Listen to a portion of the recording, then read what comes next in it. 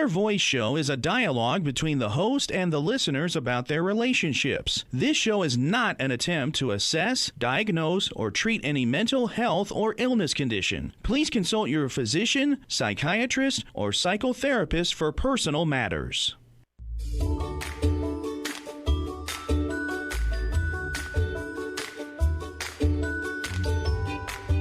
Inner Voice, a heartfelt chat with Dr. Foojan. Hello, everyone. Welcome to the Inner Voice Show. I'm Dr. Foojan Zeine. I'm a psychotherapist and the originator of the awareness integration theory and an author of a couple of books. And hello to Sean, our director in our studio. This is a show about what matters most in our life, our minds, our thoughts, feelings, actions, relationships, the fulfillment in this beautiful journey of life. Today, to have two people with me from Mental Health Transformation. We have Joe Fletcher, who's a member of the Mental Health Transformation Group, and we have Harry Durbitsky, who's the founder of the Mental Health Transformation, and both are the coach. Harry's also the lead coach, and he is the author of 4 books, including his latest one, Evolution of Addiction, Recovery Reopened. I think, Harry, you were an early student of Sydney Banks and personally benefited professionally from Sydney's messages about pure truth, about 3 principles of universal mind, thought, and consciousness. Joe, you had suffered from decades of physical health and mental health struggles that severely restricted your life from childhood, and then you came across these 3 principles and now discovered your own healing and purpose, and seeing that life can be fulfilled despite anything that anyone says. So it's a great joy to have both of you with me today. Good to be here. Yeah, thank you. Yeah. So first, there are 3 principles that you talk about. We'd love to hear about the 3 universal principles: the mind, the thought, and consciousness. Go ahead, Joe, you do that. Yeah, I mean, how it means to me is that I discovered it's how we work as human beings and how we perceive reality, and reality works. And so for me, I mean, mind is that intelligence that's behind everything, behind nature. And it's there that's guiding me as well. And there's been times I've become really anxious and I try to fight that and try to intellectually change it. And it just ended up getting more and more into the pit. But then when I actually said that, okay, I know there's this intelligence behind that, I can just let go. I can just be and just let it do it itself. And then I see how in nature it's always bringing us back to harmony. And it's only our personal mind, that little intellectual mind, that's trying to fight it and trying to control it, that blocks it out. But then every time I accept my situation now and just let it guide me back to that, I go back naturally. And that's happened so many times. And then I know that actually that's part of my growth. And then I see that we have the consciousness. It's how we perceive our thoughts, how we bring them to life, how we bring everything to life. And we have levels that we grow. And when we're in a low level of mood and a low level of consciousness, or another word is understanding, it is like being in the darkness, or you could say metaphorically in the pits of hell. And at that time, we're just trying to do the best we can with what we know, and we don't know any better.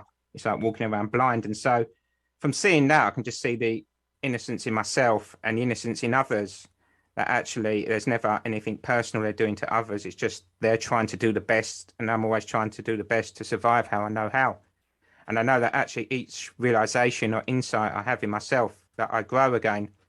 And that even when there's been times I've got chronically depressed and I just realize that actually my consciousness has dropped at that point and I don't need to know any more than that, and just be with that, and then it naturally grows. And then we have thought, which is the power of thought, and it's that's behind our thinking. It's not personal thinking. There's a misconception there. It's what powers our brain and our personal mind, but the personal thinking is just a byproduct of it. And so it's going back to that, the purity of thought. And that before our concepts, that before our memories and our future predictions and that, and seeing that actually that's just an illusionary creation from the mind, and that there is that pure realization that brings that healing to me, that every time I touch that, and then it comes through the feeling, and it's that feeling of pure joy, pure love, pure, unconditional. And I know that actually that's where the healing comes for me. And every time I go back to that, just by seeing past the lies and the illusions of the mind, of the little mind, that actually, yeah, it's always there within me. So it's a spiritual psychology rather than working with the past or blaming outside circumstances for what you're experiencing. So let me give you an example of what I experienced with thought. So I'm on a mountain, just happened with Sydney Banks, who is the founder of these three principles, or the uncovering of the truth of how formless creates form. And he says, ask me any questions I want. And so I start asking him these questions, and he answers every question at the end with, and it's all one. And I go, isn't that strange? I never connect everything to it's all one. It's all a continuation. You know that. I know you know that already. It's all just a continuation from what was happening. And then on the 10th question, I ask him something I can't remember, and I physically see thought leave my mouth, go into the great abyss, and boomerang into me as a feeling. And for the first time in my life, I realized who was causing all my suffering. It was the boomerang. And if I was thinking negative, guess what was boomeranging back into me? So that's an insight I had. That's what we're talking about. We're not talking about book knowledge. Any puppet can repeat mind, thought, and consciousness. We're talking about an experience that takes you inside so that you see the source. In the indigenous world, they say you look for first cause. In the psychological world, they look at ninth cause and then what goes on from there. First cause is where it all started from. And where that is, we're saying is thought. So as I hear you, I'm also hearing you say that when you have the ability to observe and create a non-attachment to that thought and emotion, that as you observe this concept, that the non-attachment itself allows you to trust that the system is going about as a system is going to go about. And you are part of a system, part of that one. And if you trust and allow that to be, then you don't get bogged down with the thought that you just got attached to, or the feeling, or the way that it shows up and it goes, and as you say, boomerang, then you sit with that space where let's say the truth of who you are, or the essence of the responses or the answers or the way the process needs to be shows up. Is that what I'm hearing? That's correct, with the added little feature. It's coming from you. You don't care what Harry says or what Joe says. You only care what you know, what you experience. So what you just said, that unattachment and not bogging down with beliefs and noise. I put out a talk, all problems are caused by overthinking. It's obviously true, but people just aren't aware of it. But once they experience this trust that you're talking about, oh, it works like this. And I know that, not I read that, not I got that from a shrink, or I got that from a guru, or I got that because I experienced. So Joe doctored himself. He saw something and he changed his mind. Yeah. Now you say it can't be that simple, but unfortunately, people, it is. It is that simple. You are just thinking too much intellectually about your low moods. Wake up and start enjoying your good moods. Question that comes up for me, and I've worked with a lot of clients, which this question comes up for them, and then we have to go through the process. But I want to also know from your perspective is that when it comes to the defining of which one is my thought process, which one is my emotions that are based on the thought process that are showing up, and which one is an intuitive or the truth or the essence or the first cause that shows up. And many people don't know the differentiation between the voices that shows up or the information or and the reason I say this is because they would say, for example, that as I'm sitting here, my intuition or my emotion says, my inner child, however they call it, says this is what I want. And then yet, like, for example, your book is about addiction. Many times when we're talking about that essence of them is going and running after something that they mistake by that is their essence.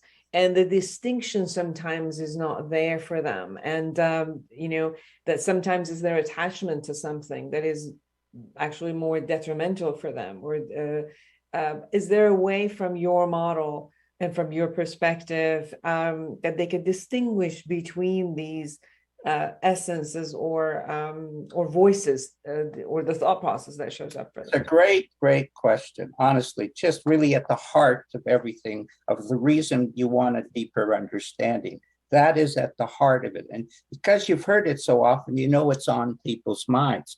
Why are people talking about what's not on their mind? That is what's on their mind. So, Joe, you go for it. Yeah, for me, I mean, what we would call the ego mind or the sense of self-importance, it always wants more, and it always thinks it needs it from outside, and that it just wants more happiness, it wants more enlightenment, more this and more that, or more things, and that's just a temporary relief. And it's because it thinks we're not already complete, and actually, truly, we know we are already complete. And when that voice comes, it's so distinctive. I mean, you can't mistake it, really. I mean, you've got that little noise, and then suddenly it'll just burst the negative feelings, or burst the depression, or burst the concepts and that, and it's like it just drops away. And for me, it just comes up through inside as well. It's not something that I try to think about or try to get. And then when that happens, I just feel so positive inside, and I can just feel the lift inside me. And just the whole world looks different. I mean, like the other day I was met a friend who he's had a lot of problems with tranquilizers and that, and he was just really depressed. And I asked him how he was, and he says, I'm really ill. And I just, because he's quite religious, I'd asked if he'd been to church, and he said he can't go at the moment because of lockdown. And then I said, well, God's in you and God's in here. And that actually, and then he started to brighten up. And then he said about how he loves God and he loves Jesus. And I said, they love you too. And that whatever you do, they're always with you. And to keep the faith. And then he just brightened up. And then I just felt this whole joy inside me, this positive feeling, and just the whole reality of the town I was in changed, and everything just looked more beautiful. The people looked different. Everything looked different. And so once you've experienced it, there's no mistaking the two. I mean, it's just so distinct between them, and how it changes your life and changes your whole outlook on things. You have to prove it to yourself, Foojan. You have to, the feelings have to prove to you that they're correct. And if you misread them, let's say you feed in misinformation, or you have a trigger or an attachment to that, it will always take you in the wrong direction. That's the proof.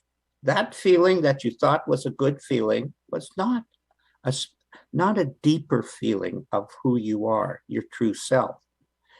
And when you follow a feeling and it takes you deeper into levels of consciousness, or levels of understanding, or levels of feeling, you can then know when that feeling shows up, I can trust it.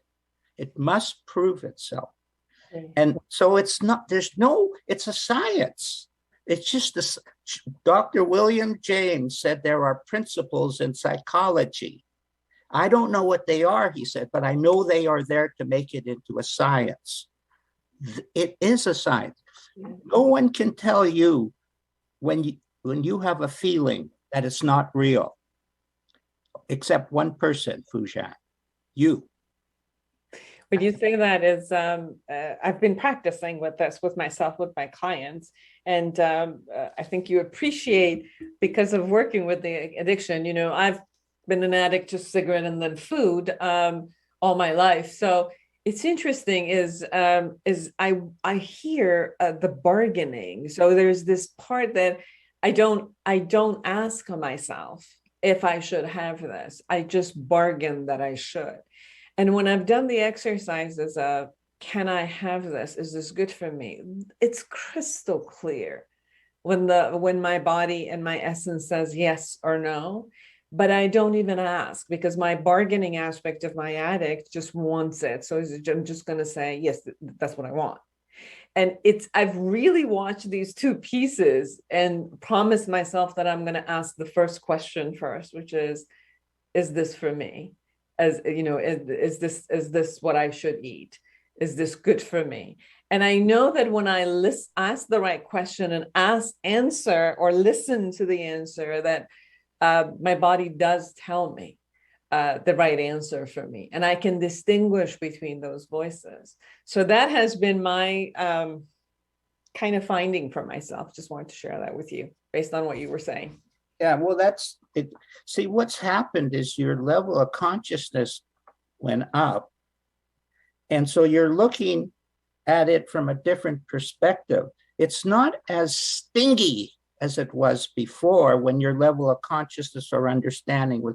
So you're actually, what's happened is it's never as bad when your level goes up. And that's what's happened to you. You've seen clearer. You say, well, I haven't seen it fully. The purpose is you've grown as a human being and you become a better person. You have more compassion for your clients now because you're on a higher level. And finally, at the end, you actually have more compassion for you. Yes. For you. And you don't care that Harry is happy. You want to be happy. Like, you're glad that Harry is happy and Joe is happy and he's had this huge transformational experience. But you still care. You want to be happy. And we define our happiness by our results. That's a mistake. You are growing. You have let go of so much of it. Yeah, you still have stuff you don't know. Well, welcome to the human club. To be honest, me too. Yes. We have a couple more minutes, and I just wanted to give you guys a chance to talk about the Mental Health Transformation Group and how can people find you and be a member? Well, first of all, it's a closed group, so we're not looking for masses of people. What we're looking for is specific things, and they're invited by myself to join the group. I'm the lead coach, but we're a team. We're teaching each other. So it's not like my model or I'm the leader and they follow what I do. I probably kick more bum than anybody else in the group, but Joe, you go on with what you feel the group is and who you are in it. Yeah, it's that camaraderie, really. We grow together, and then that's when we feel that oneness, that we all have that wisdom and seeing beyond problems and the ideas and that and what we think we are. And so that when each one has their wisdom, it touches the others and we see more and more together. And yeah, I mean, you can contact me at mentalhtjoe@gmail.com and I'll be happy to share any videos we have and Harry's book as well. And it's seeing as well that how it's different to the other groups I've been in. So I've been in lots of different mental health groups, and that they're about negativity and diagnosis and problems and that. And I see that when I come to this group, I might have had problems before, but we've talked about a spiritual reality. And from that point of view, it's just they drop away and I've forgotten to even talk about them. And then afterwards, like, darn, I was going to talk about them problems. And it's a whole different view of looking at the world, that actually it's not by digging in the mud and digging in the swamp, it's by actually seeing who we truly are and where that really resides. And that's where the healing is, that when you're in groups like that, you actually naturally grow and you naturally see past problems, that they are just that mind created illusion, really. And you drop your beliefs about what you are. See, when Joe first came, he thought he had to, if we give a talk, we had to have this doctor on and this. I said, no, Joe, you're the proof. You're the proof. And you know what? That was hard for him to see. But once he saw it, he said, oh, actually, this feels pretty cool because it's true. Yes. Not because it's sugarcoating and trying to promote a brand and all this stuff that the mental health field is into. People, watch your beliefs. You're healthy already, except for your thinking. And do you have a podcast? I have quite a few podcasts that I do, but and webinars. But we meet once a week, and like I said, it's a closed group where we soar into higher levels of consciousness, and then they doctor themselves, and they teach me. And so I'm the lucky guy. See, I never know when a person is going to change, Right. but I am an excellent judge of horse flesh. And I can tell people, even though nobody else sees it, I see it. You know why? Because I feel it. Yeah. That's all. I can't do it intellectually. Yeah. You can't get free of your mental scenarios through an intellectual information thing. If you're going to try and solve your low moods with intellectual bullshit that the status quo world is offering to you, good luck. But don't blame the bullshit. You're the one who's eating it. Thank you. Harry Verbitsky and Joe Fletcher, Mental Health Transformation Group. Thank you so much for spending the time coming in and sharing your world with us. Oh, really short but sweet. Yes. Joe, any last comments? Yes, is to trust and know that actually you're already there and you already have it within yourself, that you don't need it from anywhere else. And it's just a misbelief that's creating your issues and your mind's tendency to project into the past and future. But actually, when it quietens down again, we always find that healing again. Beautiful. Thank you so much, both of you, for spending the time to be with us. And for all of you, create an amazing life for yourself and everyone around you. And until next week, bye-bye.